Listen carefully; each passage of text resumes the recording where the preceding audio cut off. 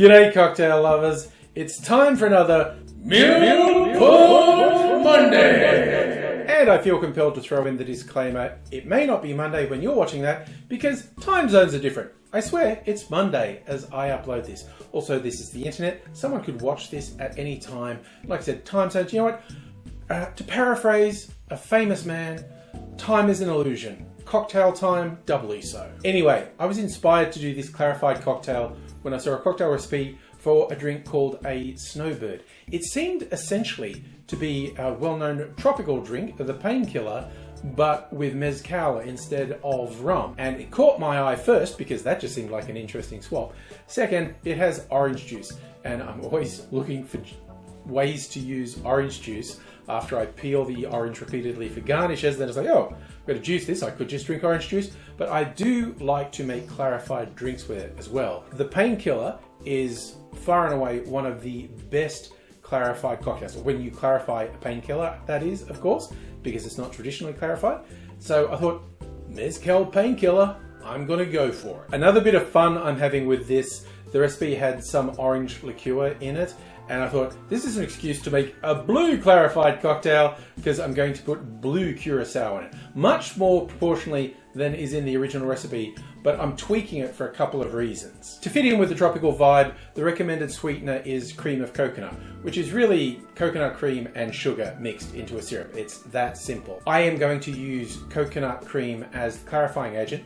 I'm going to mix it with dairy milk because I find it's too difficult to use on its own. But that won't have the sweetness, so I'm going to put both sugar syrup in the cocktail and some additional orange curacao to balance for the sweetness because we won't have cream of coconut, it will just be coconut cream. I made a batch of this because I just like to do that. So rather than telling you the exact measurements I used to make this batch, I'm going to give you the proportions, and in the details for the video, there will be measurements for a single serve of this, and you can scale that up if you want to, like I did, or you could make a single clarified cocktail with that. And of course, a clarified cocktail, I'm going to pour over my sexy clear ice, looking like pool water, honestly. Hopefully it tastes better than pool water. I haven't tasted it yet, so let's taste it.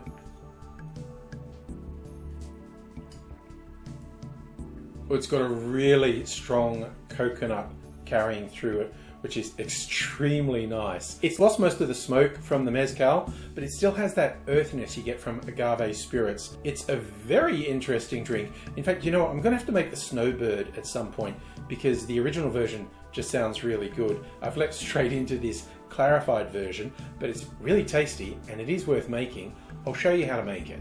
However big you're making this, the ingredients are orange juice, sugar syrup, pineapple juice, mezcal, blue curacao. We're adding that to a mix of coconut cream and dairy milk. The ratio should be about 3 parts of the cocktail to 1 part of the milk mix.